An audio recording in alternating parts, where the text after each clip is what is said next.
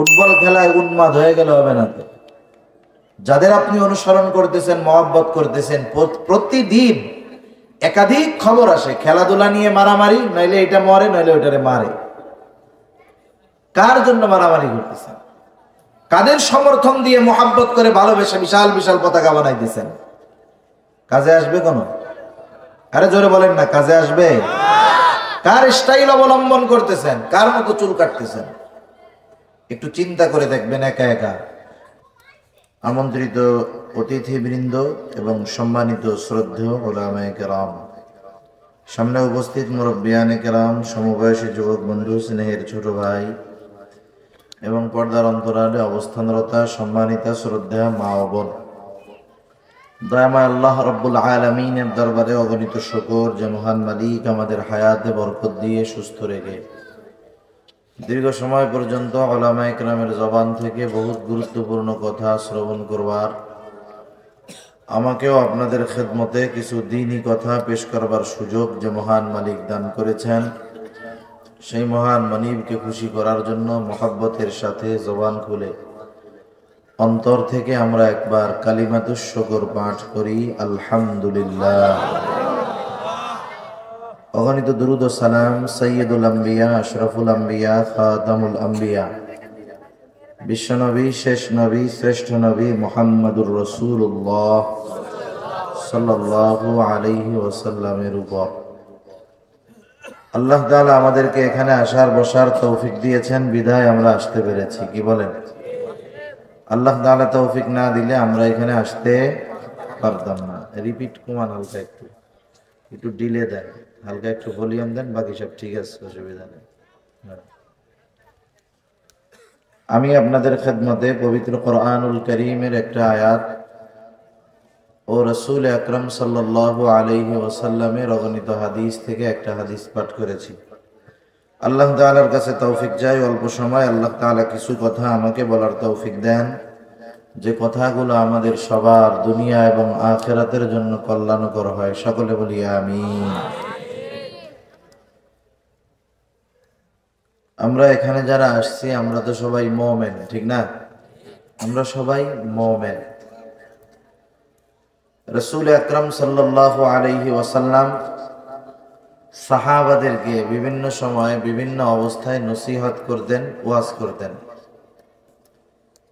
এই আদেশ আল্লাহ সুবহানাহু ওয়া তাআলা রাসূল আকরাম সাল্লাল্লাহু আলাইহি ওয়াসাল্লামকে দিয়েছেন। আল্লাহ তাআলা কোরআনুল কারীমের মধ্যে বলেন, ওয়াযাক্কির ফাইন্নায যিকরা তানফাউল মুমিনিন। নবী আপনি ওয়াজ করেন, উপদেশ দেন। কেন ওয়াজ করবেন, কেন উপদেশ দিবেন? ফাইন্নায যিকরা তানফাউল মুমিনিন, কারণ ওয়াজ, নসিহত, উপদেশ এটা হলো মুমিনের জন্য উপকারী। সুবহানাল্লাহ। একজনের কাছে অনেক দামি একটা মোবাইল আছে, লক্ষ টাকা দাম, আর একজনের কাছে মাত্র 1000 টাকার একটা মোবাইল আছে। 1 লক্ষ টাকা দাম হওয়ার কিন্তু অনেক কারণ আছে। ওই ফোন দিয়ে শুধু কথাবার্তা আর মেসেজ আদান প্রদান করা হয় তা না। লক্ষ টাকার মোবাইল দিয়ে অনেক কাজ করা যায়। কেউ যদি চায় ভালো কাজ করবে তাও পারে, কেউ যদি চায় অপরাধ করবে তাও পারে। কতজন এই মোবাইল দিয়ে তার অফিসের কম্পিউটার, ল্যাপটপের কাজ করে? বহুত কাজ করা যায়, এত দামি মোবাইল। কিন্তু বলেন তো, ওই মোবাইলটায় যদি চার্জ না থাকে, 1000 টাকার মোবাইলেও যদি চার্জ না থাকে, দাম যতই বেশি হোক না কেন, চার্জ না থাকার কারণে দুইটা মোবাইলই মরা। ঠিক কিনা বলেন? চার্জ যদি না থাকে, লক্ষ টাকার মোবাইল দিয়ে কোনো কাজ হবে? চার্জ যদি থাকে, 1000 টাকার ফোন দিয়ে কাজ তো হবে, ঠিক না? আল্লাহ তাআলা বলেন, ওয়াজ, নসিহত, উপদেশ কেন দিবেন, কেন করবেন? আল্লাহ তাআলাই বলেন, ফাইন্নায যিকরা তানফাউল মুমিনিন, কারণ ওয়াজ, নসিহত, উপদেশ এটা হলো মুমিনদের জন্য উপকারী। সুবহানাল্লাহ। এজন্য রাসূলুল্লাহ সাল্লাল্লাহু আলাইহি ওয়াসাল্লাম সাহাবাদেরকে ওয়াজ করতেন, উপদেশ দিতেন, নসিহত করতেন। আমি নবীজি সাল্লাল্লাহু আলাইহি ওয়াসাল্লামের নসিহত মাখা একটা হাদিস আপনাদের খেদমতে পাঠ করেছি। উক্ত হাদিসের মধ্যে রাসূলুল্লাহ সাল্লাল্লাহু আলাইহি ওয়াসাল্লাম আমাদেরকে 4টি উপদেশ দিয়েছেন। কয়টি উপদেশ? 4টি উপদেশ। যদি 4টি উপদেশ অনুযায়ী আমরা চলতে পারি, 4টি গুণ অর্জন করতে পারি, লাভ আমাদের নাকি নবীজির? আর একটু জোরে, লাভ কাদের? আমাদের। আপনারা ইদানিং কালে বারবার শুনতেছেন না? অলরেডি তো আজকে 7 তারিখ হয়ে গেছে, 8 তারিখ আসতেছে। 2023 সালে বিশ্বব্যাপী দুর্ভিক্ষ আসতে পারে। বাংলাদেশেও মাননীয় প্রধানমন্ত্রী সহ বারবার সর্বোচ্চ পর্যায়ে অবস্থানরত ব্যক্তিদের জবান দিয়ে বারবার আসতেছে যে সামনে দুর্ভিক্ষ আসতে পারে, দুর্ভিক্ষ আসতে পারে, ঠিক না? এ স্লোগান আসতেছে। আসলে দুর্ভিক্ষ শব্দটা আমরা শুনেছি, কিন্তু দুর্ভিক্ষের বাস্তবতা আমরা দেখি নাই। মুরব্বীরা যারা আছেন তারা হয়তো দেখছেন। আমি শুনেছি মুরব্বীদের কাছে 1974-এ মনে হয় একবার আমাদের দেশে দুর্ভিক্ষ হয়েছিল। মুরব্বীদের কাছে শুনছি রাস্তার 2 পাশে বুনো কচু হয়। বুনো কচু চিনেন? গরু ছাগলেও খায় না ওগুলা। তখন 5 পয়সার লবণের কেজি হয়ে গেছে 50 টাকা। মানুষ অভাবের তাড়নায় ওই বুনো কচু লবণ ছাড়া সিদ্ধ করে খাইতো ক্ষুধা নিবারণের জন্য। কত কষ্ট এই দুর্ভিক্ষে মানুষের হয়েছে। আমরা কি কেউ চাই যে ওই অবস্থা আবার আমাদের দেশে হোক? এটা আমরা কখনোই চাই না। আবার মনে রাখতে হবে, এই যে দুর্ভিক্ষ বলেন, অতিবৃষ্টি, অনাবৃষ্টি, অতি খরা, ঝড় তুফান, চিত্রাং, সিডর, যাই বলি না কেন, এসব কিছু আমাদের বদ আমলের কারণেই হয়। এটা আমার কথা না, আল্লাহ তাআলাই বলেন, যহরাল ফাসাদু ফিল বাররি ওয়াল বাহর বিমা কাসাবাত আইদিন নাস। জলে স্থলে যত বিপর্যয় হয় সব হলো মানুষের হাতের কামাই। সেজন্য আমাদের আমল পরিবর্তনের দরকার। আমল যদি সুন্দর হয়, আল্লাহ সুবহানাহু ওয়া তাআলা নিয়ামত বরকত দিয়ে আমাদেরকে ভরপুর করে দিবেন ইনশাআল্লাহ। তা যে হাদিসখানা আপনাদের খেদমতে আমি পাঠ করেছি, উক্ত হাদিসে 4টি নসিহত করেছেন রাসূলুল্লাহ সাল্লাল্লাহু আলাইহি ওয়াসাল্লাম। আমরা যদি ওই 4টি উপদেশ আমলে পরিণত করতে পারি, নবীজি সাল্লাল্লাহু আলাইহি ওয়াসাল্লাম জানিয়ে দেন, এই দুনিয়াতে আমাদের যত কিছুর প্রয়োজন আছে, প্রয়োজন সব মিটায়া দিবেন কে? আগে আমাদেরকে বুঝতে হবে, একটা হলো প্রয়োজন আর একটা হলো বিলাসিতা। কথা বুঝতেছেন? আমি লম্বা কথা বলবো না, একেবারে অল্প সময়, একটু খেয়াল দিয়ে শুনলে বুঝতে সহজ হবে। একটা হলো প্রয়োজন আর একটা হলো বিলাসিতা। মানুষের যখন খিদা লাগে, খিদা লাগে না আমাদের? খিদা লাগলে তখন প্রয়োজন কি? কোরমা, পোলাও, রোস্ট এইগুলা, নাকি খিদা দূর করা? খাদ্য দরকার, খাবার দরকার। খাবারের প্রয়োজনীয়তা কেন? জানি ক্ষুধাটা নিবারণ হয়, ক্ষুধাটা চলে যায়, ঠিক কিনা? এখন কেউ যদি খিদা লাগলে বাড়িতে পান্তা ভাত আছে, সুন্দর মতো শুকনা মরিচ পুড়াইয়া পেঁয়াজ ভেঙে লবণ দিয়ে মাখায়া খায়, তরকারি কিছুই নাই, সে যদি খায় খিদা থাকবে না খিদা যাবে? তাহলে খিদা লাগলে প্রয়োজন হলো খাবারের, ক্ষুধা নিবারণের জন্য শুধু ভাত, লবণ, মরিচ, পেঁয়াজ হলেই যথেষ্ট। এটা হলো প্রয়োজন। আবার খিদা লাগছে, কতজন 15 পদের তরকারি দিয়ে খায় না? কিন্তু আমরা আসি মেহমান হিসেবে, আপনারা খাওয়ান অনেক প্রকারের তরকারি দিয়া। মূল উদ্দেশ্য হলো ক্ষুধা দূর হওয়া। 1 প্রকারের তরকারি দিয়ে খেলেও দূর হয়, 10 প্রকারেরটা দিয়েও খেলে দূর হয়। আবার বিষয় এমন নয় যে কেউ যদি কোরমা, পোলাও, দামি দামি খাবার খায় তার বাথরুম আলাদা রকমের হয় নাকি? সব তো একই রকম। পার্থক্যটা কি হয়? শুধু জিহ্বার স্বাদটা একটু ব্যতিক্রম হয়। 2-4 পদের খাইলে জিহ্বা একটু মজা লাগে, কিন্তু মূল যেইটা পেট ভরা, 1 তরকারি দিয়ে খেলেও হয়, 10টা দিয়েও খেলে হয়, ঠিক কিনা? এই যে শীতকাল চলতেছে, স্বাভাবিক সময় আমাদের গা ঢেকে রাখার জন্য পোশাকের দরকার। শীত নিবারণের জন্য সোয়েটার বা চাদর দরকার। কারো যদি একটা থাকে, দুইটা থাকে, এটা তার প্রয়োজন মেটানোর জন্য যথেষ্ট, শীত থেকে বাঁচার জন্য যথেষ্ট। আবার কারো যদি 20-30টা থাকে, সেও মূলত ওইটা দিয়া শীত নিবারণ করে, শীত থেকে বাঁচে। কিন্তু দুইটা বা একটা পোশাক হলো প্রয়োজন। আর 15-20-30টা যদি কারো থাকে, কাজ একই, তবে বেশিটা হলো বিলাসিতা। ঠিক কিনা বলে? এ দুনিয়াতে প্রথমে প্রয়োজন হলো, আমাদের দরকার হলো প্রয়োজন মেটানোর ব্যবস্থা করা। খিদা লাগলে হালাল পন্থায় ক্ষুধা দূর হওয়ার ব্যবস্থা হওয়া। চিকিৎসার দরকার হলে যতটুকু প্রয়োজন চিকিৎসার ব্যবস্থা হওয়া। আমার অধীনস্থ যারা আছে তাদের প্রয়োজন মেটানোর ব্যবস্থা হওয়া। আল্লাহর নবী বলেন, যে এই 4 গুণ অর্জন করবে, আল্লাহ তাআলা দুনিয়ার প্রয়োজন মেটানোর ব্যবস্থা করে দিবে। সুবহানাল্লাহ। এই 4 গুণ আমরা শিখবো, শুনবো, জানবো, কিন্তু আমল করব না। ঠিক আছে? আমল করব না? আমল করব। আল্লাহ তাআলা আমাকে ইখলাসের সাথে বলবার, আমাদের সবাইকে ইখলাসের সাথে শুনবার তৌফিক আল্লাহ দান করুন।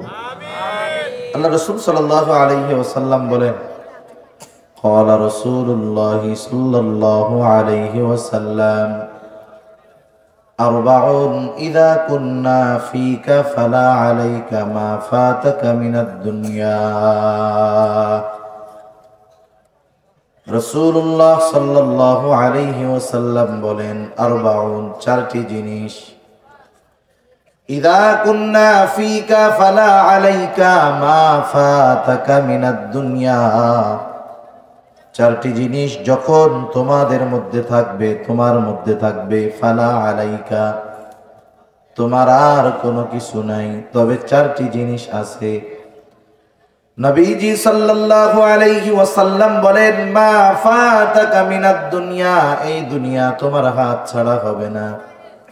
উলামায়ে কেরাম এই কথার দ্বারা বোঝান, তারা বলেন এর দ্বারা উদ্দেশ্য হলো 4 গুণে গুণান্বিত মুমিন দুনিয়ায় তার যা কিছু প্রয়োজন, সব প্রয়োজন মেটানোর ব্যবস্থা আল্লাহ তাআলা করবে। রাসূলুল্লাহ সাল্লাল্লাহু আলাইহি ওয়াসাল্লাম বলেন, 1 নাম্বার গুণ যেটা লাগবে, হিফযু আমানাতিন, আমানতের হেফাজত করা। তার মানে নবী সাল্লাল্লাহু আলাইহি ওয়াসাল্লাম আমাদেরকে বলতেছেন যে তোমরা শুধু মুমিন নয়, আমানতদার মুমিন হতে হবে, আমানতের হেফাজতকারী হতে হবে। কারণ আমানতের হেফাজত তথা আমানতদারিতা এটা হলো মুমিনের ভূষণ, আর আমানতের খেয়ানত করা এটা হলো প্রকৃত মুনাফিকের আলামত। আমানতের হেফাজত করা এটা মুমিনের ভূষণ, আর আমানতের খেয়ানত কার আলামত বলেন? রাসূলুল্লাহ সাল্লাল্লাহু আলাইহি ওয়াসাল্লাম আমাদেরকে মুনাফিকের আলামতগুলো স্পষ্টভাবে জানায়া দিয়েছেন। আলামতগুলা কম বেশি সবার জানা, শুধু জানা না, মুনাফিকের আলামতগুলা আমাগো মুমিনদের মধ্যে মোটামুটি সবগুলাই পাওয়া যায়। যতগুলা আছে একজনের মধ্যে সবগুলা পাওয়া যায়। রাসূলুল্লাহ সাল্লাল্লাহু আলাইহি ওয়াসাল্লাম জানায় দেন মুনাফিকের আলামত 1 নাম্বার, ইদা হাদ্দাসা কাযাবা। মুনাফিকের 1 নাম্বার আলামত, মুনাফিক যখন কথা বলে মিথ্যা কথা বলে। ইদা ওয়াদা আখলাফা, মুনাফিক যখন ওয়াদা করে ওয়াদা খিলাফ করে। ইদা তুমিনা খানা, মুনাফিক আমানতের খেয়ানত করে। ওয়া ইদা তাখাসামা ফাজারা, মুনাফিকের যখন কারো সাথে তর্ক বিতর্ক হয়, ঝগড়া বিবাদ হয়, মুনাফিক তখন মন্দ অশ্লীল বকাঝকা করে। এই 4টা হলো প্রকৃত মুনাফিকের আলামত, প্রকৃত মুনাফিকের আলামত। এই 4 দোষ আপনাদের সমাজে আছে, মুমিনদের মধ্যে আছে। মিথ্যা কথা বলার লোক আছে, ওয়াদা খেলাফকারী আছে, আমানতের খেয়ানতকারী আছে, কথায় কথায় বকাঝকা দেওয়া লোক আছে। আলামত কার? আরে জোরে কর না, কার আছে? কাদের মধ্যে? মুমিনদের মধ্যে। ক্যান্সারের নাম শুনছেন? ক্যান্সার ভলিউমটা ছাড়ে, ভলিউম ছাড়ে না। আমি দূরের থেকে কথা বলি, এত কাছে যাই না, তাও যাওয়া লাগতেছে, ছাড়ে না। তাহলে আলামত কার? মুনাফিকের। আছে মুমিনদের মধ্যে। ক্যান্সার রোগ তো চিনেন, তাই না? ক্যান্সার হলো একটা মরণ ব্যাধি। কারো গোটা দেহের মধ্যে যদি ক্যান্সারের জীবাণু ছড়িয়ে যায়, তার বাঁচা খুব কঠিন, খুব ব্যয়বহুল চিকিৎসা ক্যান্সারের। এরপরেও মানুষ দীর্ঘদিন সুস্থতার সাথে বেঁচে থাকে এমন নজির খুব কম। মুনাফিকের প্রত্যেকটা আলামত হলো ক্যান্সারের জীবাণুর মতো। ক্যান্সারের জীবাণু যখন মানব দেহে ছড়ায় যায়, ওইটা তার মৃত্যুর কারণ হয়ে যায়। মুনাফিকের আলামত যখন কারো মধ্যে বিস্তৃতি লাভ করে, ওই আলামতটা অনেক সময় তার ঈমান ধ্বংসের কারণ হয়ে যায়। এজন্য এই আলামত যদি আমাদের কারো মধ্যে থাকে, আমরা এটারে ইনশাআল্লাহ বের করে দিব। আল্লাহ তৌফিক দিক, জোরে বলি আমিন। তাহলে রাসূলুল্লাহ সাল্লাল্লাহু আলাইহি ওয়াসাল্লাম জানায় দিলেন, আমানতদারিতা এটা মুমিনের ভূষণ, আর আমানতের খেয়ানত করা এটা হলো প্রকৃত মুনাফিকের অন্যতম একটা আলামত। শুধু তাই না, আলামত এটা গুরুত্বপূর্ণ একটি বিষয়। কত গুরুত্বপূর্ণ একটি বিষয় আমানতের হেফাজত করা। রাসূলুল্লাহ সাল্লাল্লাহু আলাইহি ওয়াসাল্লাম জানায় দেন, এই আমানতদারিতা শুধু কর্মের সাথে সম্পৃক্ত বিষয় এমন নয়, বরং আমানতদারিতার সম্পর্ক হলো ঈমানের সাথে। কিছু বিষয় আছে কর্ম সম্পৃক্ত বিষয়, আর কিছু বিষয় আছে সেটা শুধু কর্মের সাথে সম্পৃক্ত নয়, বরং ঈমানের সাথেও সম্পৃক্ত। রাসূলুল্লাহ সাল্লাল্লাহু আলাইহি ওয়াসাল্লাম বলেন, লা ঈমানা লিমান লা আমানাতা লাহ। নবীজি বলেন, যার মধ্যে আমানতদারিতা নাই তার ঈমান নাই। যার মধ্যে আমানতদারিতা নাই তার ঈমান নাই। কত গুরুত্বপূর্ণ একটি কথা। তার মানে কেউ যদি তার ঈমানকে ত্রুটিযুক্ত করতে চায়, পরিপূর্ণ করতে চায়, যেই বিষয়গুলো অর্জন করার প্রয়োজন, তার মধ্যে অন্যতম একটি বিষয় হলো অবশ্যই তাকে আমানতদার হতে হবে। আমরা আমানতদার মুমিন হব। কি মুমিন বলেন? আমানতদার মুমিন। এখন আমানত কই আর আমানতদার কে, এটা জানার দরকার আছে নি? কথা বুঝেন না? এই ধরনের ওয়াজ ভাল লাগে না, বুঝতেছেন? হ্যাঁ, সব জায়গায় আবার সব ওয়াজ চলে না। আমি তো এইসব অঞ্চলে আসি না, একেবারেই কম। এই জায়গার শ্রোতার চাহাত কেমন এটা আমি আবার বুঝবো কেমনে? আমি তো আমার দাসে গেতেছি। তো যাই হোক, আমানতদার কে? আমরা তো মনে করি একজন লোক, তার কাছে আমরা টাকা পয়সা রাখলাম, সে ওই সম্পদটা যথাসময় আমাকে ফিরাইয়া দেয়, আমি মানুষের এটা ফিরাইয়া দেই। মানুষ আমারে মনে করে আমানতদার, আমিও ভাবি আমি মনে হয় বড় আমানতদার একজন আল্লাহর বান্দা। মানে শুধুমাত্র লেনদেন সম্পৃক্ত আমানতদারিতার বিষয়টা আমাদের জানা আছে, যে আমার কাছে কেউ রাখলে তাকে কি করতে হবে? এটা ফেরত দিয়ে দিতে হবে। অনেক ক্ষেত্রে তো এটাও করে না। অনেকের কাছে আমানত থাকলে সে সেটা ভোগ করে ফেলে। আছে না নাই? অনেকে আছে। উদাহরণ উপমা অনেক দেওয়া যাবে। কারো হক যদি আমার আপনার কাছে থাকে, কারো সম্পদ যদি আমার আপনার কাছে থাকে, তার যদি মনে নাও থাকে, আমার যদি মনে থাকে, আমার নিজ দায়িত্বে এই সম্পদ হকদারের কাছে ফিরাইয়া দেওয়ার আদেশ কে দিয়েছেন? আল্লাহ তাআলা দিয়েছেন। অনেক সময় আমাদের দেশে বাবার সব রেখে যাওয়া সম্পদ ভাই একা খেয়ে ফেলে। আছে না? বাবার মৃত্যুর পরে এই সম্পদ বন্টনের দায়িত্ব যিনি মুরব্বী থাকবেন তার। সে যদি এটা ইচ্ছাকৃত বিলম্ব করে, নিজে খেয়ে ফেলানোর ধান্দা করে, সেও বড় আমানতের খেয়ানতকারী। কারণ বাবা মারা যাওয়ার সাথে সাথে, বাবা যতক্ষণ বেঁচে আছে, বাবার সম্পদে কোনো সন্তানের মালিকানা হয় না। বাবা মারা যাওয়ার সাথে সাথে কিছু ফর্মালিটি আছে, করণীয় বিষয় আছে, সেগুলা করার পর অটোমেটিকলি শরীয়ত যেই নীতিমালা দিয়ে দিয়েছে, ওই নীতিমালার আলোকে প্রত্যেকে বাবার রেখে যাওয়া সম্পদের মালিক অটোমেটিক হয়ে যায়। ঠিক না? এখন মনে করেন ওই সম্পদটা একজনের হেফাজতে আছে, তার দায়িত্ব কি? সে যথাযথভাবে বাবার ওয়ারিস যারা আছেন তাদেরকে সম্পদগুলো বন্টন করে দিবে। এ দায়িত্ব তার না? কারণ তার হেফাজতে আছে, বড় ভাই তার হেফাজতে আছে। কিন্তু আমাদের দেশে অনেক সময় এই কাজটা হয় না, বরং অনেক জায়গায় দেখা যায় বোনদেরকে তার পিতৃ সম্পদ থেকে বঞ্চিত করা হয়, মাহরুম করা হয়। সেজন্য বাবা যখন মারা যায়, বাবার সম্পদের মধ্যে আল্লাহ তাআলা বোনেরও যেমন হক দিয়েছে, ভাইয়েরও তেমন হক দিয়েছে। আল্লাহ তাআলা কোরআনুল কারীমের মধ্যে বলেন, ইউসিকুমুল্লাহ ফি আওলাদিকুম লিয-যাকারি মিসলু হাযযিল উনসায়াইন। আল্লাহ রাব্বুল আলামিন জানায় দিলেন, তিনি বলেন ইউসিকুমুল্লাহ, আল্লাহ তাআলা তোমাদেরকে ওসিয়ত করতেছেন। আর আল্লাহ তাআলা যেটা ওসিয়ত করেন সেটাই চূড়ান্ত ফয়সালা হয়ে যায়। কি ওসিয়ত? ফি আওলাদিকুম, তোমাদের সন্তানদের ব্যাপারে ওসিয়ত হলো লিয-যাকারি মিসলু হাযযিল উনসায়াইন। দুই কন্যা যতটুক পাবে, দুই কন্যার সমপরিমাণ পাবে একজন ছেলে। এই যে বন্টন পদ্ধতি, বন্টন রীতি, এটা কার? আমাদের দেশে যারা ইসলাম বিদ্বেষী, ইসলাম বুঝে না, অথবা ইসলামের ব্যাপারে যাদের অ্যালার্জি আছে, চুলকানি আছে, এরা এখানে বলতে চায় যে আল্লাহ তাআলা নারীদেরকে ঠকাইছেন। নাউযুবিল্লাহ বলেন। নারীদেরকে আল্লাহ তাআলা ঠকান নাই, এখানে আল্লাহ তাআলা ইনসাফ রক্ষা করছেন, সাথে সাথে হিসাব অনুযায়ী নারীদেরকে আল্লাহ জিতায় দিচ্ছেন। যাই হোক, ওই দিকের আলোচনায় আমি যাব না। মূল কথা হলো, বাবার সম্পদের মধ্যে ছেলের যেমন হক আছে, মেয়েরও তেমন হক আছে না নাই? এটা আল্লাহ কর্তৃক নির্ধারিত।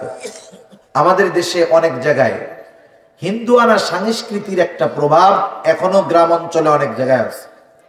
অনেক জায়গার মহিলারা দিনদার এখনো বোঝে না। তাকে যদি আপনি বলেন যে আপনি আপনার বাবার বাড়ির সম্পদ তো পাবেন, নিয়ে আসেন, জিব্বা একটা কামড় দিয়ে কি কয় জানেন? আস্তাগফিরুল্লাহ। ওই সম্পদের কথা কয় না, ওগুলো আগুন আগুন আগুন। মহিলাদের মাথার মধ্যে এই বিষয়টা এক শ্রেণীর দুষ্টু মানুষ ঢুকাইয়া দিছে মাথার মধ্যে, যে বাবার বাড়ির সম্পদ আনতে হয় না, গজব। অথচ বলেন তো, ওই সম্পদ তাকে হক দিয়েছে, তার ব্যাপারে হক হিসাবে নির্ধারিত করেছেন কে? আল্লাহ। যেটা নির্ধারিত করছে সেটা গজব হইতে পারে? এটা তো হিন্দুয়ানা সংস্কৃতি, যে তাদের বিবাহ শেষ, এরপরে বাবার বাড়ি থেকে কিছু আর তাদেরকে দেওয়া হয় না। কিন্তু ইসলাম নারীদের একটা হক রাখছে, কিন্তু আফসোস অনেকে এই হক তাদেরকে বঞ্চিত করে, দেয় না। সেজন্য বাবা মারা যাওয়ার পর সর্বপ্রথম দায়িত্ব হলো তার দাফন কাফনের ব্যবস্থা করা। এরপরে তার যদি কোনো ঋণ থাকে, তার সম্পদ থেকে ঋণগুলা শোধ করা। ঋণ পরিশোধের পর তার যেই সম্পদ অবশিষ্ট থাকবে, এখন যদি তার কোনো ওসিয়ত থাকে, ওসিয়ত, আর এই ওসিয়তটা যদি ঋণ পরিশোধের পরে তার যেই সমুদয় সম্পদ, এই সম্পদের 3 ভাগের 1 ভাগ অথবা তার কম হয়, তাহলে তার ওসিয়তটা পূরণ করা। এরপরে যেই সম্পদ অবশিষ্ট থাকবে, হকদার যারা আছে তাদেরকে তাদের হক বুঝায় দেওয়া। কিন্তু আফসোস, আমাদের দেশে অধিকাংশ ক্ষেত্রে এমনটাই হয়, 2টা বোন, 1টা ভাই, বাবা মারা গেল, অঢেল সম্পদ রেখে গেছে, বোনদের বিবাহ হয়ে গেছে, যার যার শ্বশুর বাড়িতে আছে, ভালো আছে। কোন ভাই নিজ দায়িত্বে তার বোনদেরকে ডেকে তাদের হক গুলা বুঝায় দেয়, এমন লোকের সংখ্যা কম। বরং বছরের পর বছর নিজের সম্পদ গুলা ভোগ করে, গাছের ফল, জমির ফসল, দোকান ভাড়া, বাড়ি ভাড়া সব একা খায়। বছরে 1বার 2বার বোন আসে, ভাগনা ভাগ্নি আসে, তাদেরকে সমাদর করে, আদর করে, হাতে একটু কাঁঠাল দিয়া পাঠায় দেয়। এইভাবে চলতেছে, 15 বছর পার হয়ে গেছে। এইবার বোনদের সম্পদের প্রয়োজন। বোনরা আসলো, আসার পরে যখন ভাইকে বলে, ও ভাই, 15টা বছর বাবার সম্পদ তুমি একা ভক্ষণ করেছ, বাবার সম্পদের মধ্যে আল্লাহ তাআলা আমাদেরও হক দিয়েছে, এখন আমাদের হক আমাদেরকে বুঝিয়ে দাও। আর যদি তুমি সম্পদগুলো রাখতে চাও, তাহলে আমাদের থেকে কিনে নাও। বলেন তো, 15 বছর পরে সে বোন যদি ভাইয়ের কাছে এই প্রস্তাব দেয়, ভাই খুব খুশি হয়ে যাবে। হ্যাঁ, মুখ পুইড়া একবারে বাংলার পাস হয়ে যাবে পেশার মতো। তখন বলবে, হায় রে কি কর, সম্পর্ক শেষ করে দিবি? তার হক তারে দিতে তার কষ্ট লাগতেছে, চিন্তা করে দেখেন, খাওয়ার ধান্দা ছিল সব। এরপরে বোনরা মনে করেন তাদের হক সম্পদ বুঝে নিয়ে গেল। এবার কি কয় জানেন, সম্পদ তো নিলি না, সম্পর্কটা শেষ করে গেলি। নিচে কি ওরটা না তার নিজেরটা? আগে বোনরে প্রতি বছরে কইতে যে আসস নাকি, বেড়াইতে আসবি। যদি চলে যেতে চাইতো বলতো না যে আরো 10 দিন থাইকা যা। যখন সম্পদ বুঝা টুজা নিয়ে যায় বোন, এবার যদি বেড়াইতে আসে কয় কি আইসো কে, আইসো কে, সব তো নিয়েই গেছো, আইসো কে, বলে কি বলে না? আগে গরম খাওয়াইতো, এখন পান্তাও দিতে চায় না। আগে আসলো কইতো কি যে এবার কিন্তু 1 সপ্তাহ কমে যাবা না, এখন ঘরে ঢুকার আগে জিজ্ঞাসা করে যাবা কোন সময়। চিন্তা করে দেখেন, এই যে আমানত ভাইয়ের কাছে আছে, সে নির্দ্বিধায় এটা খাইতেছে, অথচ দায়িত্ব ছিল নিজ দায়িত্বে ফিরাইয়া দেওয়া। আদেশ কার? আল্লাহ তাআলা বলেন, ইন্নাল্লাহা ইয়া'মুরুকুম আন তু'আদ্দুল আমানাতি ইলা আহলিহা। যদিও এই আয়াতের শানে নুজুলটা ভিন্ন, কিন্তু মুফাসসিরিন কেরাম জানায় দেন সকল প্রকার আমানত এই আয়াতের হুকুমের শামিল। তার মানে আল্লাহ তাআলা তোমাদেরকে আদেশ করতেছেন আন তু'আদ্দুল আমানাতি ইলা আহলিহা, যে তোমরা আমানত তার প্রকৃত হকদারের কাছে ফিরাইয়া দাও।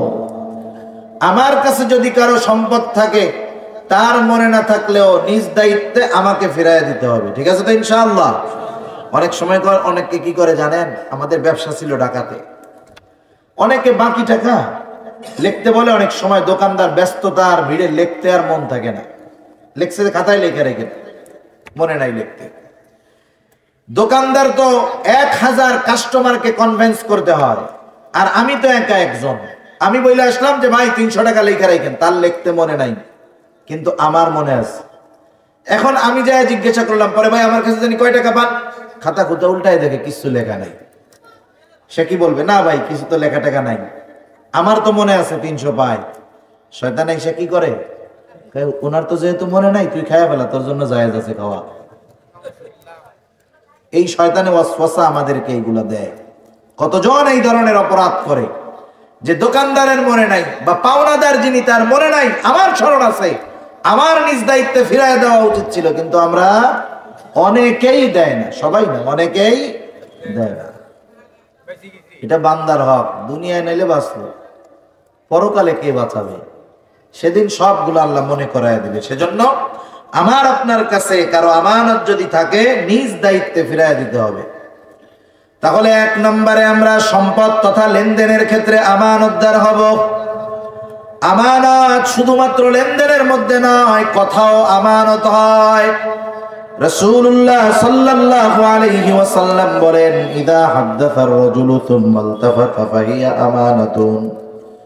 নবীজি সাল্লাল্লাহু আলাইহি ওয়াসাল্লাম বলেন, যখন কোনো মানুষ কথা বলে আর এদিকে সেদিকে তাকায়, কথা বলে আর এদিকে সেদিকে তাকায়, নবীজি বলেন ফাহিয়া আমানাতুন, ওই কথাটাও আমানত হয়ে যায়।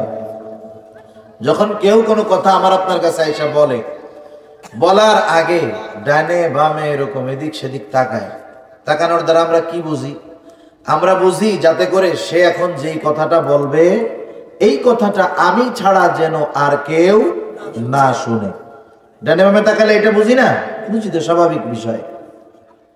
নবীজি সাল্লাল্লাহু আলাইহি ওয়াসাল্লাম বলেন, যখন কোনো ব্যক্তি ডানে বামে তাকায়, এরপরে যেই কথাটা বলল, নবীজি বলেন ফাহিয়া আমানাতুন, ওই কথাটাও আমানত হয়ে যায়। কিন্তু আমাদের খাসলাত পরিপূর্ণ, এর ব্যতিক্রম। কোথায় কথার আমানত? কেউ যদি কোনো কথা বলার পর আমাদেরকে বলে, হুজুর এই কথাটা আপনার কাছে বললাম, আপনি আর কারো কাছে কইয়েন না, এই কথা বলার সাথে সাথে আমার পেটের মধ্যে ফুটফুট শুরু হয়ে যায়। ফুটফুটানি বুঝেননি? মানে এই কথা আর হজম হয় না। আর একজনের কাছে যতক্ষণ না বলা হয় ততক্ষণ শান্তি লাগে না। ওই লোক আমার আপনার চোখের আড়াল হওয়ার আগে আমি একজন ডাক দিয়ে কয়ে দিকে আসো। ওই যে কি কইছে জানো আমারে? না আমি তো শুনি নাই। আমারে খুব বিশ্বাস করে, আমার কাছে খুব গোপন একটা কথা বলছে, কাউকে বলতে মানা করছে, আমি তোমারে কইলাম তুমি কাউরে কইও না। কাম সারা। আমার রোগ আমি কি করলাম, ওর মধ্যে ট্রান্সফার করে দিলাম। এবার ওরও তো পেটের মধ্যে রোগ হয়েছে, মানে কথা হজম করতে পারতেছে না। ও আমার থেকে একটু দূরে যাই আর একজন বলে এই হুজুরি মিথ্যা কথা কয় কোনো সময়। না না না, হুজুর আমারে খুব ভালোবাসে, খুব বিশ্বাস করে, আমার কাছে একটা কথা কইছে, কারো কাছে বলতে মানা করছে, আমিও তো তোর বিশ্বাস করি, আমি তোরে বললাম তুই কাউরে কইস না। এইভাবে বলতে বলতে সকালের কথা দুপুর হইতে হইতে 100 জনের কাছে পৌঁছে গেছে। এখন বলেন এই দিকে খেয়ানত কি একটা হইলো না 100টা হয়েছে? আরে আমি নয় একজনের কাছে বলছি, আমার বলার কারণে বাকি 99 জনের কানে পৌঁছানোর সুযোগ হয়ে গেছে। যতজনের কানে পৌঁছাইলো, যতজন খেয়ানত করলো, প্রত্যেকের সমপরিমাণ গুনাহ আমার আমলনামায় যোগ হয়ে গেল। নাউযুবিল্লাহ। সেজন্য কথাটাও আমানত। 3 নাম্বার আমানত হয় দায়িত্বের মধ্যে, দায়িত্বটাও আমানত। এখন তো এমন এক জামানা, যেই জামানায় মানুষ দায়িত্ব নেওয়ার জন্য প্রতিযোগিতা করে, প্রয়োজনে দায়িত্ব নিতে আর একজনের মাইরা ফেলবে, এটাও করে দায়িত্ব নেওয়ার জন্য। এমন এক জামানা ছিল মানুষ দায়িত্ব নিতে চাইতো না, বরং যদি জানতে পারতো দায়িত্ব দেওয়া হবে এলাকা ছেড়ে চলে যেত। এক সাহাবীর ব্যাপারে এরকম বর্ণনা আছে যে একদিন এক জায়গায় আলোচনা হইতেছে, তার অনুপস্থিতিতে, সে নাই, তার অনুপস্থিতিতে আলোচনা হচ্ছে যে অমুকরে এই দায়িত্বটা দিলে খুব ভালো হয়। আলোচনা হয়েছে, সিদ্ধান্ত হয় নাই। এখন ওই মজলিসের একজন গিয়া ওই লোকটারে বলতেছে যে ভাই, আজকে তো আমরা ওই জায়গায় আলোচনা করলাম, তোমার ব্যাপারে আলোচনা হইলো, তোমারে তো ওই দায়িত্বটা দেওয়া হইতে পারে। যেই এই খবর শুনছে ওনার মাথা গরম হয়ে গেছে, টেনশনে রাত্রেবেলা গাঠি গুঠি নিয়ে এলাকা ছেড়ে পালায় চলে গেছে। যদি থাকি আর যদি দায়িত্ব দিয়ে দেয়, এই ভার, এই দায়িত্ব কে বহন করবে? দায়িত্ব দিয়ে দিবে এই ভয়ে পালায় চলে গেছে। আর এখন দায়িত্ব নেওয়ার জন্য প্রতিযোগিতা করে, ঠিক কিনা বলে? 10 লাখ 15 লাখ ঘুষ দিয়া জনগণের সেবা করতে চায়, আছে না? কিছু চাকরি আছে যেগুলো জনগণের সেবা, 15 লাখ টাকা ঘুষ দিয়া জনগণের সেবা করার জন্য ঢুকে। চিন্তা করে দেখছেন? আল্লাহু আকবার। ইমামে আযম আবু হানিফা রাহমাতুল্লাহি আলাইহি, নাম শুনছেন আপনারা? চা দিয়েন তো। ইমাম আযম আবু হানিফা রাহমাতুল্লাহি আলাইহি খলিফা মনসুর ইমামে আযমকে প্রস্তাব দিয়েছে প্রধান বিচারপতির দায়িত্ব নেওয়ার জন্য। ইমাম আবু হানিফা রাহমাতুল্লাহি আলাইহি খলিফা মনসুরের প্রস্তাব ফিরায় দিলেন। খলিফার প্রস্তাব ফিরায় দিলেন ইমাম আবু হানিফা। খলিফা প্রচন্ড রকমের রাগান্বিত হয়ে যায়, চাবুক দিয়ে একটা আঘাত করছে ইমাম আবু হানিফার গায়ে। খলিফা মনসুরের চাচা বলতেছে, ও মনসুর, তুমি কাজটা ভালো করো নাই, তুমি আবু হানিফার গায়ে আঘাত করেছো, জঘন্য অন্যায় করেছো, তুমি তার কাছে ক্ষমা চাও। খলিফা বড় মর্যাদাপূর্ণ মানুষ, তিনি তো আর আইসা পায়ে ধরে ক্ষমা চাবেন না। তিনি ক্ষমা চাওয়ার উদ্দেশ্যে একজন লোককে দিয়া 1 থলি স্মরণের মোহর ইমামে আজমের জন্য হাদিয়া পাঠিয়ে দিলেন। সাথে সাথে বলে দিলেন, ইমামে আজমকে গিয়ে বলবা খলিফা তার আচরণের কারণে দুঃখিত, তার কাছে ক্ষমা চেয়েছে, আর এই হাদিয়া আপনার জন্য পাঠানো হয়েছে। আপনি এই হাদিয়া গ্রহণ করলে খলিফা বুঝবেন আপনি তাকে ক্ষমা করে দিয়েছেন। লোকটা এবার উপহারের স্বর্ণের মোহরের থলি নিয়ে, খলিফা দেওয়া ওই লোকটা স্বর্ণের মোহরের থলে নিয়ে ইমামে আজমের কাছে হাজির হয়ে গেল। ইমাম আজম আবু হানিফা রাহমাতুল্লাহি আলাইহি কে বসে এসে বলতেছে, ইমাম, খলিফা মনসুর আপনার কাছে ক্ষমা চেয়েছে, সাথে সাথে এই স্বর্ণ মুদ্রা থলিটা আপনার জন্য হাদিয়া পাঠাইছে। ইমাম আবু হানিফা বললেন, আমি তাকে ক্ষমা করে দিলাম, কিন্তু এই স্বর্ণের মোহর, এই মোহরের থলে আমি নিতে পারবো না, ফিরায় নিয়ে যাও। এইবার লোকটা বলে, ইমাম, আপনি যদি এই মোহর হাদিয়া গ্রহণ না করেন তাইলে উনি বুঝবেন আপনি তাকে ক্ষমা করেন নাই। এক কাজ করেন, এটা আপনি আপনার কাজের জন্য ব্যয় করার দরকার নাই, আপনি এটা নিজের কাছে রেখে মানুষকে সদকা করে দিবেন। ইমাম আবু হানিফা বলতেছে, আমি নিজের জন্য ব্যয় করি আর সদকা করে দেই, সেটা তো আর খলিফা দেখবে না। খলিফা দেখবে আমি হাদিয়াটা গ্রহণ করলাম কিনা। এই হাদিয়া এটা কি খলিফা নিজের টাকা থেকে দিয়েছে নাকি? বলে না। কোথার থেকে? বলে রাষ্ট্রীয় কোষাগার থেকে দিয়েছে। রাষ্ট্রীয় কোষাগারে যেই সম্পদ, এই সম্পদের মালিক তো খলিফা না, বরং এই সম্পদের প্রকৃত হকদার হলো জনগণ। যে কোনো দেশের রাষ্ট্রীয় ভান্ডারের সম্পদের মালিক কে? জনগণ। যারা দায়িত্বশীল রাষ্ট্র পরিচালনায় আছে এরা হলো বন্টনকারী মাত্র, আর কিছু নয়। কারণ প্রত্যেক দেশেই যারাই রাষ্ট্রীয় কাজের সাথে আছেন, রাষ্ট্রীয় কাজের সাথে থাকার কারণে তাদেরকে কি দেওয়া হয়? কিছু বেতন দেওয়া হয়, বেতন দেওয়া হয়। সেজন্য যারা সরকারি চাকরিজীবী আছেন এরা জনগণের চাকর। নামই তো চাকরি। নাম কি? চাকরি। বড়াই করার কোনো কিছু নাই। আবার কত জায়গায় দেখি গ্রামের সহজ সরল মানুষ গেছে, স্যার না বললে ওনার আগুন ধরে যায় এর মধ্যে। যদি ইনসাফ দুনিয়ার মধ্যে থাকতো ওইগুলার জুতা পিটা করা হইতো আগে। তা যাই হোক, ইমামে আজম বলতেছে সম্পদ তো খলিফার না, সম্পদ তো সাধারণ মানুষের। সুতরাং এটা আমার জন্য গ্রহণ করা কি হবে না? বৈধ হবে না। তুমি ফেরত নিয়ে যাও, তারে ফেরত দিয়ে দিবা। ইমামে আজমের কথা এসে সম্পদ ফেরত নিয়ে গেল। খলিফা মনসুর তার উপহার ফিরিয়ে দেওয়ার কারণে আরো রাগ হয়ে গেল। কারণ খলিফা মনসুর চিন্তা করে, আমার দরবারে কত আলেম আসে হাদিয়া নেয়, উনি কেন নিল না? ইমামে আজমকে জেলখানার মধ্যে আটকায় দেওয়া হলো, চাবুকের আঘাত করা হতো, আর বলা হতো আবু হানিফা তোমাকে ছেড়ে দেওয়া হবে একটা শর্তে, তুমি যদি প্রধান বিচারপতির দায়িত্ব গ্রহণ করো। চাবুক মারা হইতো আর বলা হইতো। পিটাইতেছে দায়িত্ব নেওয়ার জন্য, দেওয়ার জন্য। ইমামে আজম দায়িত্ব নেন না। আপনারা যারা তার সম্পর্কে জানেন বলেন তো, ওই সময়ে যদি তাম দুনিয়ার মধ্যে প্রধান বিচারপতি হওয়ার যোগ্য একজন ব্যক্তি থাকতো, তিনি ছিলেন ইমাম আজম আবু হানিফা রহমাতুল্লাহি আলাইহি। ঠিক কিনা? উনি দায়িত্ব নেন নাই। কেন নেন নাই? না নেওয়ার কারণ কি? কারণ তিনি চিন্তা করেছেন, আমি যদি প্রধান বিচারপতির দায়িত্ব নেই, আমার কাছে যদি এমন কোন বিচার আসে, আমি ইনসাফপূর্ণ ভাবে মাজলুমের পক্ষে রায় দিতে পারলাম না। মনে করেন এমন বিচার আসলো, খলিফা জুলুম করছে একজনের উপর, বিচারের জন্য তো বিচারকের কাছে যাবে। ইমামে আজমের কাছে গেল, বিচার দিচ্ছে কার বিরুদ্ধে? খলিফার বিরুদ্ধে। এখন আমি যদি এই মাজলুমের ন্যায় বিচার না করতে পারি, এই যে দায়িত্ব নিলাম, দায়িত্ব যদি পালন না করতে পারি, কিয়ামতের ময়দানে খেয়ানতকারীদের তালিকায় আমার নামটা অন্তর্ভুক্ত হয়ে যাবে। শুধুমাত্র এই ভয়ে ইমাম আবু হানিফা দায়িত্ব নেন নাই। কি হলো? জীবন দিয়ে দেয়া লাগলো।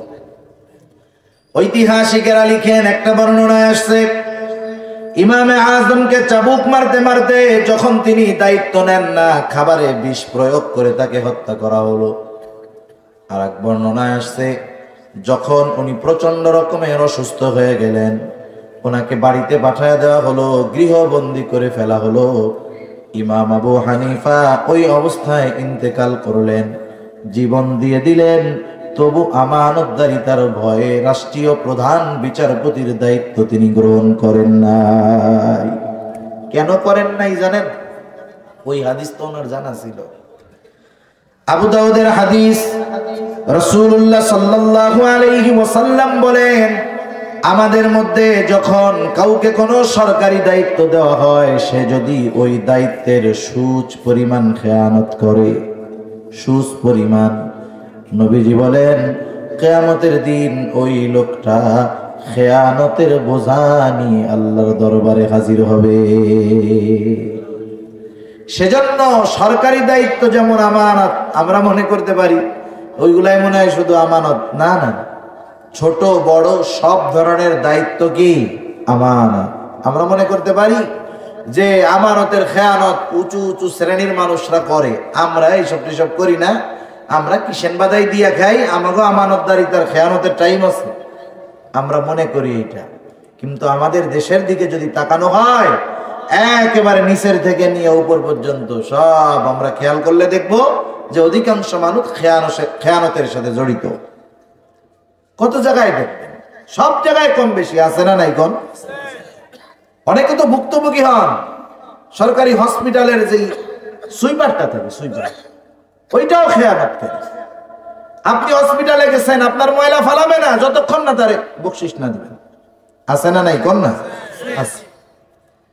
এখন বেসরকারি জায়গায় আবার খেয়ানতকারী কেমনে হয়? আরে মিয়া, মনে করেন বোঝানোর জন্য বলে, আপনাদের এলাকায় ধান লাগায় না? ধান তো হয় মাশাআল্লাহ, ভালো মনে হয়। ধান হয় না? ধান যখন রোপণ করে, ধানের চারা রোপণ করার পর 3 মাস পরে মোটামুটি ধান হয়। কেউ যদি চিন্তা করে যে ধানের চারা লাগাইয়া এই 3 মাস বিয়াই বাড়ি শ্বশুর বাড়ি সব জায়গায় বেড়াইয়া 3 মাস পরে আইসা পাকা ধান কেটে ঘরে উঠাবো, জমিনের আর যত্ন টত্ন নিল না, বলেন তো ওই জায়গায় ধান পাওয়া যাবে না ঘাসে ভরে যাবে? থাইকাতাই কত যত্ন নেওয়া লাগে। একটু যখন ধান বড় হয়, পাট বড় হয়, আস্তে পাস্তে আগাছা ওঠা শুরু হয়, ঘাস, এটারে নিড়ানি দেয়। কি বলে আপনাদের এদিকে? নিড়ানি দেয়। নিড়ানি, একজনের 2 শতক জমি নিড়ানি দিতে হবে। নিড়ানি দেওয়ার জন্য একটা কিষান লাগবে। আপনি কিষান তো যারে তারে নিয়োগ দিবেন না, কিষানি হিসাবে কারে নিবেন? যার কাজ সম্পর্কে আপনার ধারণা আছে, ঠিক না? ইমাম সাহেব হুজুরে যায় বলবেন যে চলেন আপনি আমার জমিটা আজকে নিড়াইয়া দেন, করবেন নি? কেন বলবেন না? জানেন জাইলার কাম কুষ্টা কাটান, এ কাজ ওনারে দিয়ে হবে না। এখন আপনি তারাই কাজের জন্য নিবেন, জমিন নিড়ানির জন্য, যার কাজের ব্যাপারে আপনার ধারণা আছে। আপনি জানেন যে ও 1 কিষান দিলে ও 2 শতক সুন্দর মতো আজকে আমার নিড়াই দিতে পারবে।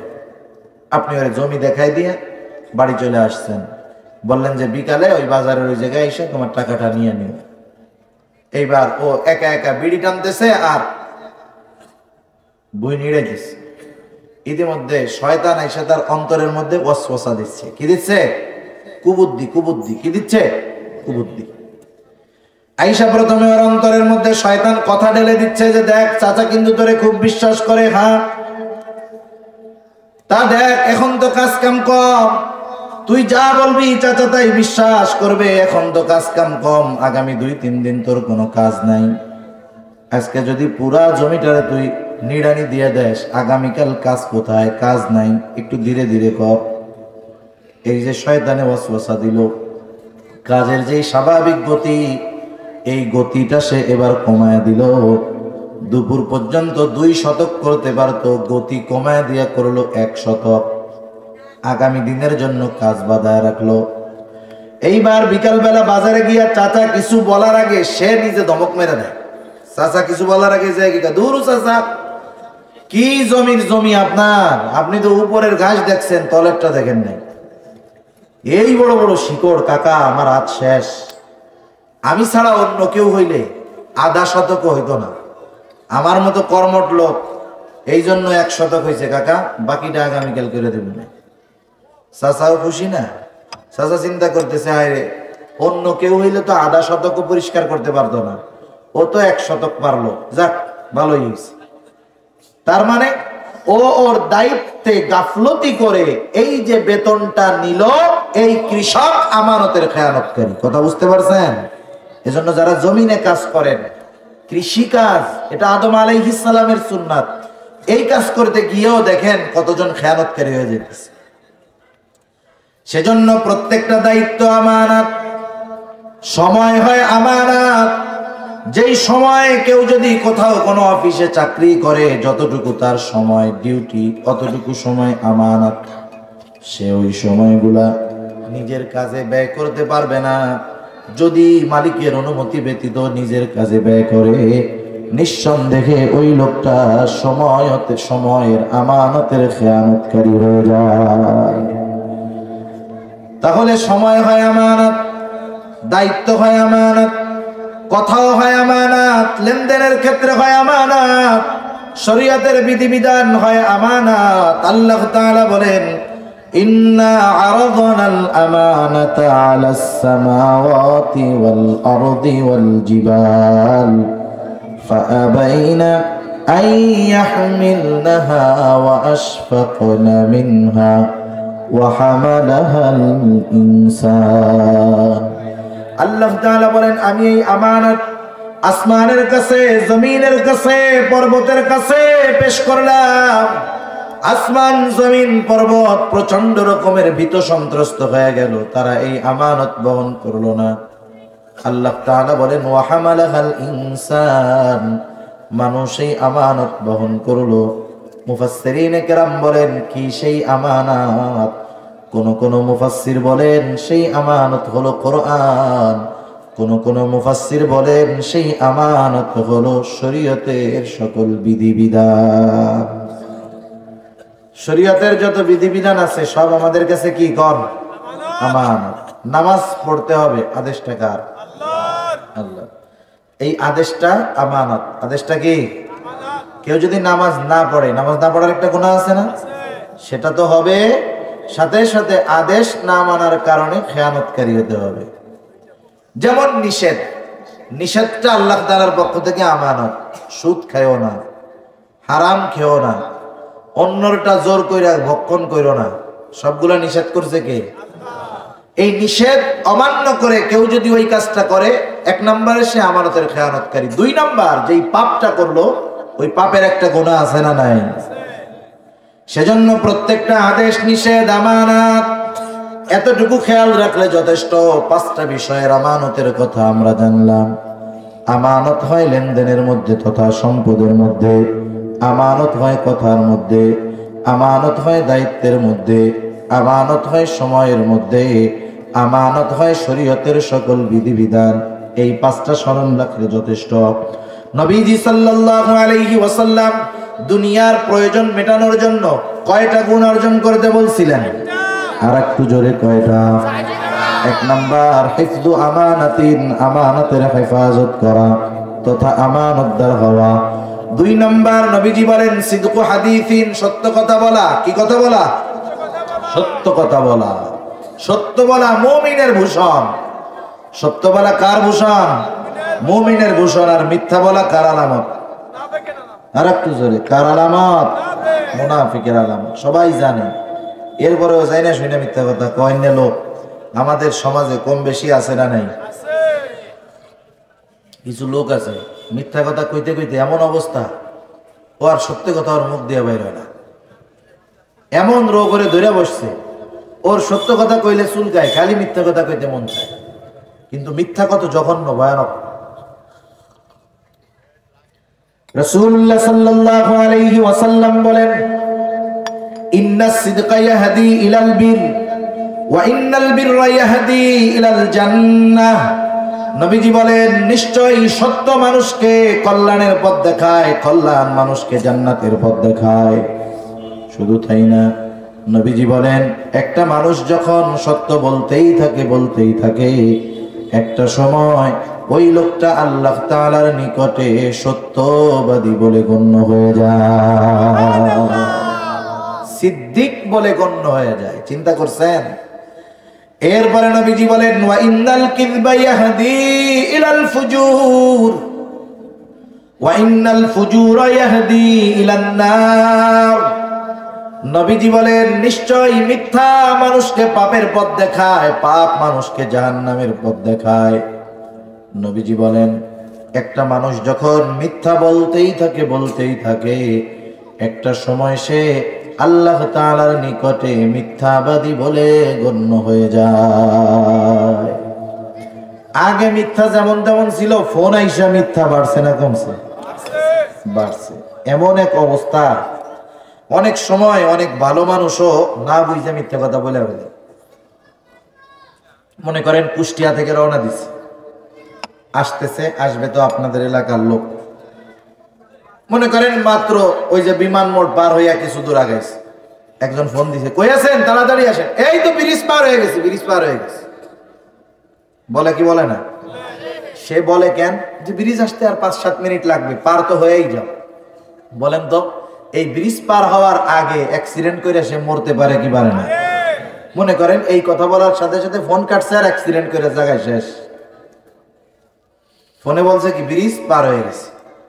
এবার দোস্ত তো গেছে, অ্যাক্সিডেন্টে বন্ধু মারা গেছে, যায় দেখে হায় হায় কুষ্টিয়া থেকে ব্রিজ আসতে দেখি আরো 6 কিলোমিটার বাকি। তাহলে দোস্ত না কইলো ওর তো মরার কথা ছিল ব্রিজের এই পাড়ে, ওই পাড়ে মরলো কেমনে? তার মানে মরার আগেও কি কথা কইছে? মিথ্যা কথা কইছে। এই কথাগুলো অনেক সময় আমরা না বুঝে বলি, মিথ্যা তো মিথ্যাই, গোনা কিন্তু হয়েই যাচ্ছে। এজন্য সতর্কতার সাথে ফোনে আমরা কথা বলবো, মিথ্যা কথা কখনো বলবো না। একটা মানুষ যখন সমাজে মিথ্যা বলতে থাকে বলতে থাকে বলতে থাকে, এক সময় ওই লোক সত্য কথা আল্লাহর কসম দিয়াও যদি বলে, তার ওই কথা কেউ বিশ্বাস করে না। আমরা ক্লাস 4 অথবা 5-এ এক রাখালের গল্প পড়ছিলাম। ওই রাখাল করলো কি, জঙ্গলের পাশে তার ছাগলটারে গরুটারে বাইন্দা মানুষদের সাথে একটু মজা করার জন্য বলতেছে বাঘ বাঘ বাঘ। এই গল্প পড়ছেন কারা কারা? আলহামদুলিল্লাহ, অনেকেই পড়ছে। এই প্রজন্মের পোলাপান এসব পাবে না। এই প্রজন্মের পোলাপান পাবে যা তা বলা যাবে না। এই প্রজন্মের পোলাপান স্কুলে থাকতে যা শিখে 50 বছর 30 বছর আগে বিয়ে করেও সেটা শিখতে পারে নাই। সব কথা তো বলা যায় না, বললে তো লজ্জা নিজেরও লাগে। কারণ ওয়াজ তো একা শুনতে আসে না, সাথে ভাই থাকে, ভাতিজা থাকে, বাবা ছেলে থাকে। কিন্তু বাস্তবতা এটাই। তারা রাখাল চিৎকার করতেছে বাঘ বাঘ বাঘ, আশেপাশের সব লোক লাঠি সোটা নিয়ে হাজির।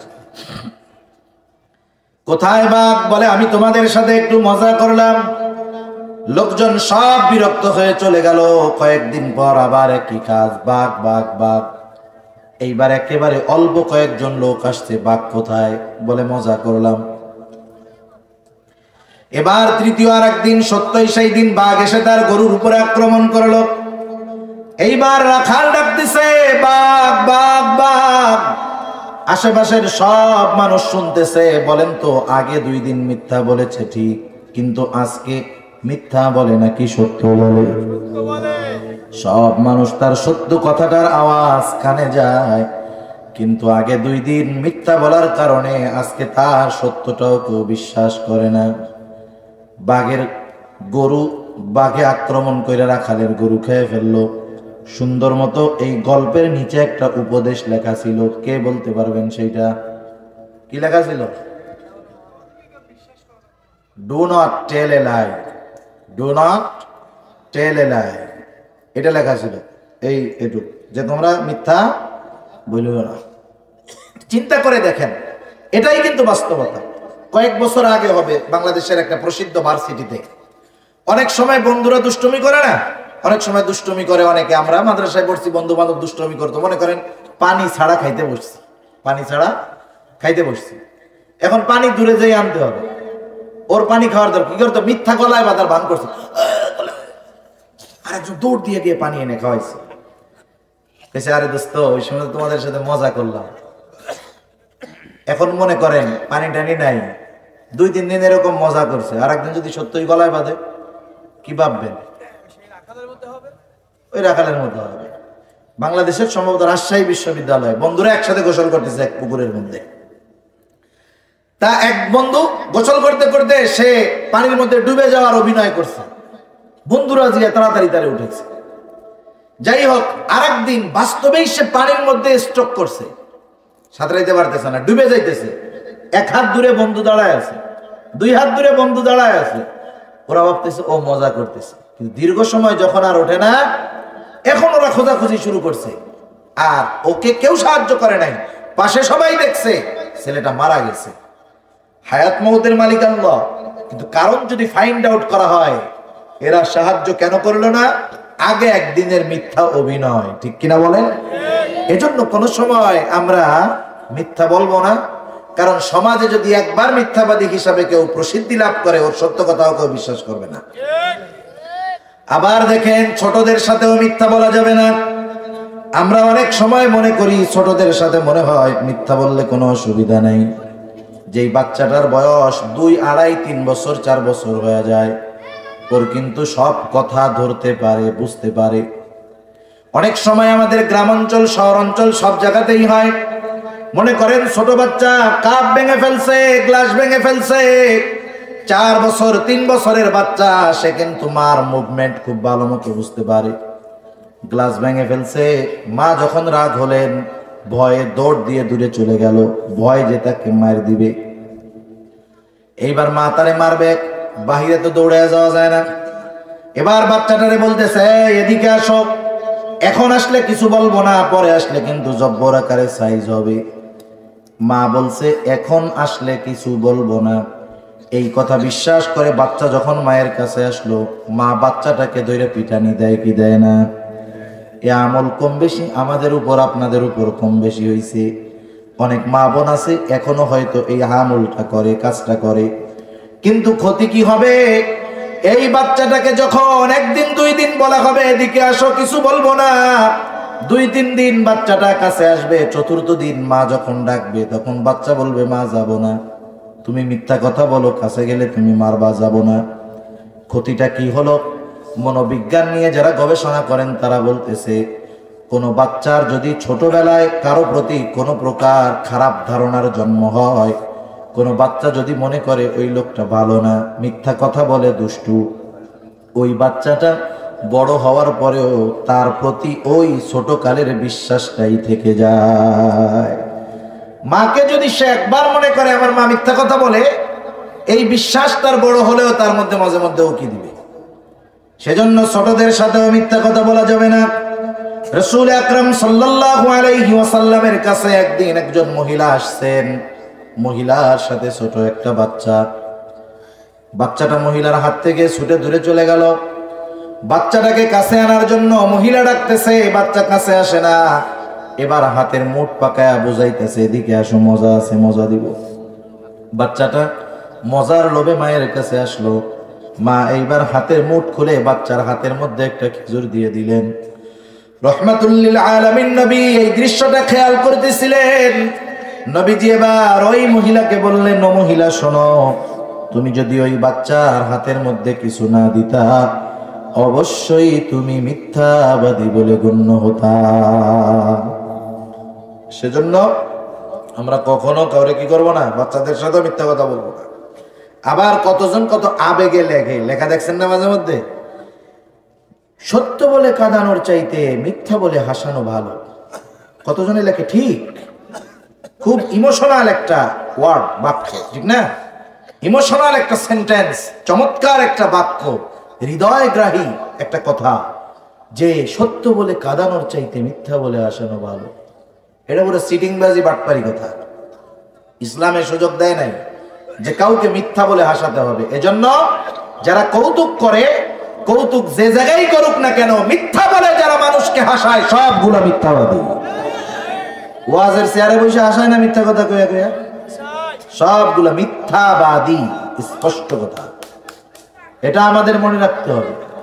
ওয়াজ মাহফিলে বসেও মিথ্যা বলে হাসানো জায়েজ নাই। রাসূলুল্লাহ সাল্লাল্লাহু আলাইহি ওয়াসাল্লাম মানুষের সাথে মজা করছেন, কিন্তু মিথ্যা কথার মাধ্যমে নয়। আবার দেখেন, ধোঁকাও এক প্রকারের মিথ্যা। ধোঁকাও কি এক প্রকারের মিথ্যা? কত ধরনের ধোঁকা বাংলাদেশে আছে। আপনাদের পাশে তো বড় পদ্মা নদী, মাছ পাওয়া যায় না মাঝে মধ্যে। একই নদীর ইলিশ মাছ 4টাতে যদি 1 কেজি হয় যেই দাম, আর একটায় যদি 1 কেজি হয়, দাম কি সেম না কম বেশি আছে? 4টার কেজি দাম ধরেন 500-600, আর একটা যদি 1 কেজি হয় দাম 1500। তাহলে একই নদীর মাছ, স্বাদ একরকম, শুধু ছোট বড় খাওয়ার কারণে মাছের দামে তারতম্য হয়ে যায়। বাজারে যখন নদীর থেকে জেলে মাছ মাইরা আনে, যেই মাছ মাইরা আনুক না কেন, ডিসপ্লে করে উপরে সবগুলা বড় দেয়, বড়। কারণ যেইটা বড় দামে বড়, সাইজে ছোট, দামেও ছোট। ছোটগুলা সব নিচে, বড়গুলা সব উপরে। এবার আপনি দামাদামি করছেন চিংড়ি মাছ, মনে করেন চিংড়ি মাছ, কথার কথা আর কি, দামের সাইজ এই কেজি হলো 700 টাকা, দামাদামি ঠিক। ওই সাইজের গুলো আপনারা দিবে 700 টাকা কেজি। আপনি অর্ডার দিলেন, দাও আমার 1 কেজি দাও। এবার একজন মুরব্বী আসছে, মুরব্বীর সাথে সালাম বিনিময় করতেছেন, আসসালামু আলাইকুম কাকা, ভালো আছেন? হ্যাঁ ভালো আছি, ভালোই। কথাবার্তা চলতেছে, আর ওই পাশ দিয়ে আসতে আপনার পলিথিনের মধ্যে 450 টাকা কেজির সাইজ ঢুকে গেছে। হয় কি হয় না? হয়। এই যে কাজটা করলো, এই ধোঁকাবাজি, এটা মিথ্যার একটা প্রকার। আবার বাজারে দেখেন, গোস্ত কেনেন না, গোস্ত, গরুর গোস্ত 700 টাকা কেজি, মনে হয় তারও বেশি। এখন কি করে জানেননি? পানি মাইরা, ইনজেকশনের দিয়ে পানি ঢুকাইয়া গরুর গোশতের মধ্যে পানি মিক্স করে 700 টাকা কেজির দরে পানি হয়েছে। জানেননি এই খবর? জানেন? কসাই গরু জবাই দেয়, দেখছেন? গরু জবাই দেওয়ার পরে দেখবেন 15-20 বালতি পানি মারে খালি গরুর মধ্যে। এ মারার কারণ কি? ভালো মতো জিজ্ঞাসা করবেন। ও 20 বালতি পানি মারলে 1 বালতি পানি গরুর গোশত শুষে নিয়ে যাবে। এই 1 বালতি পানি গোশতের সাথে মিশে গেছে। 1 বালতিতে 10 কেজি পানি আছে মনে করেন, তাহলে 10 কেজি পানি বেচলো 700 টাকা করে কেজি। কত বেচলো? 7000। এই যে ধোকা, এই ধরনের বহুত ধোকা আছে। ধানের মন 1200 টাকা, বেশি ভিজাইলে বেশি শুকনা বানাইলে দাম লাগবে বেশি। এবার করে কি, একটু কাঁচা কাঁচা থাকতে বাজারে নিয়ে যায়। আমাদের অঞ্চলে দেখছি মানুষ পাট ভালো মতো রোদ্রে শুকায় না, গোড়ার দিকে একটু ভিজা ভিজা রাখে। ভিজা কে? ওজনে কম হয়ে যাবো, পরিমাণে বেশি লাগবে। যারা কেনে ওরাও সিটিং বাস কম না, ওরা কয় 45 কেজিতে মন দিলে দাও, নাইলে নাই ভাগো। পাট পারি সিটিং বাজি, ওরা 2 কেজি লাভ করতে যায়, ওরা 3 কেজি লাভ বেশি করে রাখে। এই ধরনের ধোকাবাজির মধ্যে আমরা নাই। রাসূলুল্লাহ সাল্লাল্লাহু আলাইহি ওয়াসাল্লাম একদিন বাজারে ঢুকছেন, এক লোক শস্য স্তূপ দিয়ে রাখছে, উপরে সব শুকনা, ভেতরে হাত ঢুকায় দিলেন। নবীজি ভেজা ভেজা। নবীজি এবার বলতেছেন, মান গাশশানা ফালাইসা মিন্না, যে ধোকা দেয় সে আমার উম্মত নয়। কোন প্রকার মিথ্যা সম্পৃক্ত কোন বিষয়ের সাথে আমরা থাকবো না, আল্লাহ বাঁচায় রাখুক। 3 নাম্বার নবীজি বলেন, ওয়াহুসনু খালিকাতিন, উত্তম চরিত্রের অধিকারী হওয়া। উত্তম চরিত্রের অনেক দাম, অনেক দাম। লম্বা সময় উত্তম চরিত্রের ব্যাপারে কথা বলার দরকার, আলাদা সাবজেক্ট, কিন্তু সময় নাই। আমি আপনি যদি উত্তম আখলাকওয়ালা হতে চাই, উত্তম চরিত্রওয়ালা হতে চাই, তাহলে আমাকে আপনাকে অনুসরণ করতে হবে এমন একজনের যার চরিত্রের ব্যাপারে কোনো প্রশ্ন নাই। রাসূল আকরাম সাল্লাল্লাহু আলাইহি ওয়াসাল্লাম হলেন একমাত্র এমন চরিত্রের অধিকারী। কাফেররাও কোনদিন আমার আপনার নবীজির চারিত্রিক বিষয়ে অপবাদ দেওয়ার সাহস করে নাই। কাফেররা যদিও আমার আপনার নবীর ব্যাপারে বলেছে পাগল, কবি, জাদুকর, কিন্তু এই কথাগুলা কারো চারিত্রিক বিষয়ের উপরে আঘাত আনতে পারে না। কোন কাফের কোন আমার নবীর ব্যাপারে কোনোদিন বলতে পারে নাই মুহাম্মদ জীবনে একটা মিথ্যা কথা বলছে। কেউ বলতে পারছে নাকি? নবীজির চারিত্রিক ব্যাপারে বলতে পারে নাই, এমন বলতে পারে নাই যে যুবক যখন ছিল একজনের সাথে সম্পর্ক ছিল, বলতে পারে নাই। কারো আমানত নষ্ট করেছে, বলতে পারে নাই। কারোটা অন্যায় ভাবে না বলে নিয়েছে, বলতে পারে নাই। কাফেররাও নবীজির চারিত্রিক সৌন্দর্যের ব্যাপারে সমর্থন দিয়েছে, সত্যায়ন করেছে। আর আল্লাহ তাআলাও জানায় দেন, ওয়া ইন্নাকা লাআলা খুলুকিন আযীম, আপনাকে আমি মহান চরিত্রে অধিষ্ঠিত করেছি। সেই জন্য আমি আপনি যদি উত্তম চরিত্রের অধিকারী হতে চাই, আমাকে আপনাকে মুহাম্মাদুর রাসূলুল্লাহ সাল্লাল্লাহু আলাইহি ওয়াসাল্লামেরই অনুসরণ করতে হবে। নবীজির মুহাব্বত অনুসরণ ছাড়া আখিরাতে নাজাত পাওয়ার কোনো সম্ভাবনা নাই। সেজন্য আমাদের অনেক যুবক ভাই আছেন, দেখা যাচ্ছে ফুটবল খেলায় উন্মাদ হয়ে গেলে হবে না তো। যাদের আপনি অনুসরণ করতেছেন, মহব্বত করতেছেন, প্রতিদিন একাধিক খবর আসে খেলাধুলা নিয়ে মারামারি, নইলে এটা মরে, নইলে ওইটারে মারে। কার জন্য মারামারি করতেছেন? কাদের সমর্থন দিয়ে মহব্বত করে ভালোবেসে বিশাল বিশাল পতাকা বানাইতেছেন? কাজে আসবে কোনো? আরে জোরে বলেন না, কাজে আসবে? কার স্টাইল অবলম্বন করতেছেন? কার মতো চুল কাটতেছেন? একটু চিন্তা করে দেখবেন। একা একা মরার সময় কবরে যখন রাখে, আমাদের এলাকায় যে দোয়া বলে, বলবো? যখন লাশ রাখে না, বলে বিসমিল্লাহি ওয়া আলা মিল্লাতি রাসূলিল্লাহ। আপনাদের এলাকায় কি কয়? এটাই তো কয় না? তাহলে তামাম দুনিয়া এটা বলে আর কি। এই দোয়াটার সারমর্ম কি, অর্থটা কি? এই দোয়ার সারমর্ম যেটা, মূল কথা যেটা, কথাটা হইল যে এখন যারা কবরের মধ্যে রাখতেছে, এই লোকটা সারা জীবন নবীজির মিল্লাত অর্থাৎ নবীজির আদর্শ সুন্নতের উপরে চলছে।